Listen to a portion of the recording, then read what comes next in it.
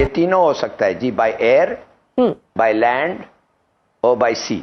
नागास्त्र पल भर में दुश्मन को मौत की नींद सुला सकता है। भारतीय सेना को नागास्त्र मिला है, वो नागास्त्र जो दुश्मनों के लिए काल है। उस सारे कॉन्टेक्स्ट में पाकिस्तान को स्पेशली अपना जो इंडिया वाला बॉर्डर है या इंडिया के साथ जो हमारे मामलात हैं उनकी तरफ बहुत ज्यादा ध्यान और ख्याल रखना चाहिए। भारतीय सेना को नागास्त्र की पहली खेप मिल गई है। इसे चीन और पाकिस्तान से सटी सीमा पर तैनात किया गया है। इंडिया हमारा दुश्मन ही सही, लेकिन जनाब स्पीकर एक चीज तो देख ले जरा। ये मैं आपको कुछ फैक्ट फिगर देता हूं।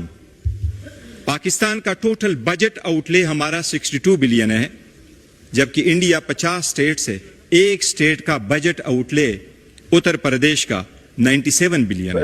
हम इस वक्त पूरी दुनिया मिडल ईस्ट की तरफ मुतवज्जे है, हमारी भी नजरें मिडल ईस्ट की तरफ हैं, लेकिन हमें भारत की तरफ से आने वाले खतरे के लिहाज से भी विजिलेंट रहना चाहिए। ये ड्रोन चाहे दिन हो या रात दुश्मन के बंकर, लॉन्च पैड और अन्य सैन्य ठिकानों पर हमला करने में पूरी तरह से सक्षम है। कौम देख चुकी है कि नरेंद्र मोदी किसी भी वक्त दाखिल हो जाएगा और कौम को अब अच्छी तरह पता है कि आपस की खुराफात और बकवास बंद करके आप फौज का साथ दें, वरना हम सारे मारे जाएंगे। हमारा रेवेन्यू 50 बिलियन, जबकि उत्तर प्रदेश का 80 बिलियन। पानी अहमद मुद्दा बना हुआ है कि अगर हम इंडस वॉटर की बात करें तो भाई इसको ब्लॉक कर दिया गया है और पानी कह लें कि खोला नहीं जा रहा है और पाकिस्तानी वहाँ देखने में बिलक बिलक कर मरते हुए दिखाई दे रही है। नमस्ते दोस्तों, जय हिंद। हिंदुस्तान स्पेशल में आपका स्वागत है। दोस्तों, भारतीय सेना को पहले स्वदेशी ड्रोन नागास्त्र 1 की पहली खेप मिल चुकी है। पिछले साल नागपुर की solar defence and aerospace limited STAL को 480 नागास्त्र 1R का ऑर्डर दिया गया था। पहली खेप में ऐसे 120 हथियार शामिल हैं। यह दुश्मन पर नजर रखने के साथ साथ उसे हवा में ही खोजकर तबाह करने में सक्षम है। यह सिस्टम पूरी तरह से देश में बना है। इसमें 80% से ज्यादा स्वदेशी सामग्री का इस्तेमाल किया गया है। इसमें कई सेंसर लगे हैं। इसमें रात में भी ऑपरेशन संभव है। यह हवा में घात लगाकर हमला करता है। दुश्मन के इलाकों में पहुंचने के बाद यह लक्ष्य के ऊपर हवा में मंडराता है और मौका मिलते ही सटीक निशाना लगाकर दुश्मन को खत्म कर सकता है। अगर हमला रद्द करना हो तो इसे वापस बुलाया जा सकता है, यानी यह दोबारा इस्तेमाल किया जा सकता है। इसमें थर्मल कैमरे लगाने का विकल्प भी है। इससे रात को या कम रोशनी में भी दुश्मन पर नजर रखी जा सकती है। यह विदेशी हथियारों की तुलना में सस्ता और ज्यादा भरोसेमंद है। पानी कब तक पाकिस्तान का खुलने वाला है? ये खुलेगा ही नहीं है। इंडिया उसको अपने लिए डैम्स और जो ब्रिजेस हैं, डैम्स और जो कह लेंगे छोटे छोटे कैनाल्स हैं उसमें डाइवर्ट करने वाले हैं। देखिए, पाकिस्तानी पब्लिक इस टाइम ये कह रही है कि अगर इंडिया पाकिस्तान का पानी नहीं खोलेगा या तो बारिशों के मौसम में उनके वहाँ पे फ्लड आएगा। तो मैं आप लोगों को एक बात क्लियर करता दूँ, इस टाइम इंडिया जितनी बड़ी इकोनॉमी बन चुकी है, जितनी बड़ी पावर बन चुकी है, नरेंद्र मोदी, आप एक छोटी सी बात देखें कि जो सा मुल्क हारा हो, फॉर एग्जाम्पल जंग हारा हो, उसके प्राइम मिनिस्टर को इनवाइट किया जा सकता है अपने मुल्क में? कभी भी नहीं।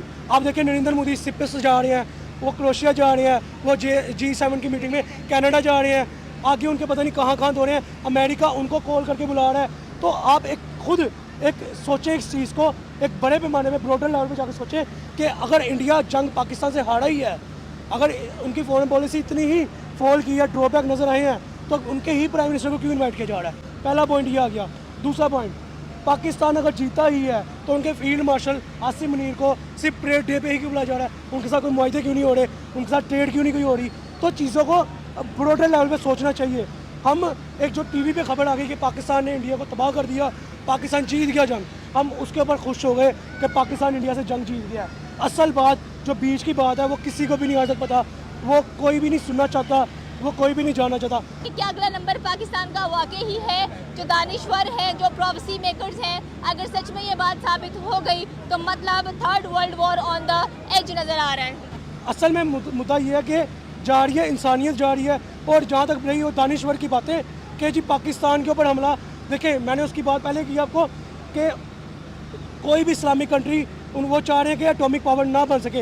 अब पाकिस्तान एटॉमिक पावर है, ठीक है, पाकिस्तान एटॉमिक पावर है, तो अब वो चाहेंगे कि पाकिस्तान इससे आगे मूव ऑन ना कर सके, न्यूक्लियर बॉम्ब्स की तरफ ना जा सके, जो लाइक एक सुपर पावर की निशानी होती हैं वो चीज़ें ना हो सके।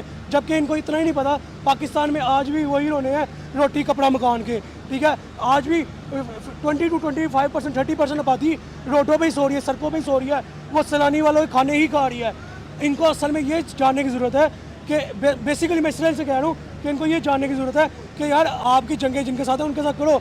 पाकिस्तान में तो आके भूख की जंग चल रही है, पाकिस्तान में तो आके ये हड़तालें चल रही हैं, जहाँ पे 2 टाइम की रोटी पूरी नहीं हो रही, उनके साथ हमने क्या जंग करनी है। दूसरी बात हमने की कि जी इंडस वाटर ट्रीटी, पानी का मुद्दा, देखिए ये मुद्दा सब पूरी दुनिया को पता है, जितने पढ़े लिखे लोग हैं सबको पता है कि ये वर्ल्ड बैंक के थ्रू ये मुआहिदा किया गया, जिसके अंदर मज़ीद कई ममालिक इंक्लूड थे, ठीक है।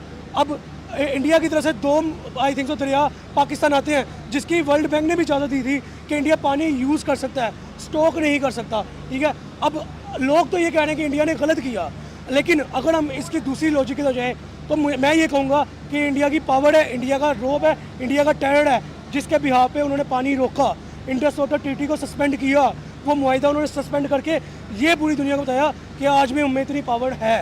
बिल्कुल आपकी बात सही है कि पावर यहाँ पे नजर आती है, but the problem is that कि ये जो पानी का मेजर कंट्रोवर्सी चल रही है ये कब तक सॉर्ट आउट होते हुए दिखाई देगी, क्योंकि पानी एक बेसिक नेसेसिटी है लाइफ की। कह लें कि रोज़मर्रा के इस्तेमाल के लिए पानी इस्तेमाल किया जाता है, और स्पेशली आपने अगर हम लोगों ने ईरान इराक की इजराइल की जंग की बात की है तो हमने ये भी बात की कि साथ में जो इजराइल है मे भी उसकी जो फ़ौज है वो पाकिस्तान आते हुए भी दिखाई दे।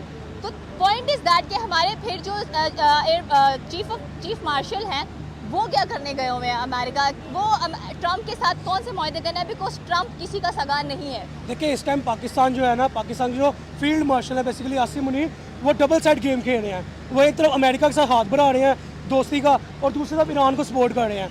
अब आप ये देखें कि ईरान ने जो ड्रोन्स जो मिसाइल चलाए, क्या उसमें पाकिस्तान की कोई कंट्रीब्यूशन फ्रंट एंड से नजर नहीं आई? ठीक है, माना पाकिस्तान का कोई भी ऑफिशियल ऑन कैमरा आके नहीं बैठा, किसी ने ऑन कैमरा की स्टेटमेंट नहीं दी कि यार हम ईरान का साथ दे रहे हैं या ईरान को हम ड्रोन्स भेजेंगे। लेकिन पाकिस्तान ईरान की जंग में क्यों पड़ेगा? पाकिस्तान की अपनी सेफ्टी नहीं है कि अपने? लेकिन मैं आपको बताता हूँ, मुस्लिम कंट्री, पहली बात आ गई, ईरान भी मुस्लिम कंट्री है, मुस्लिम कंट्री हमारा भाई है।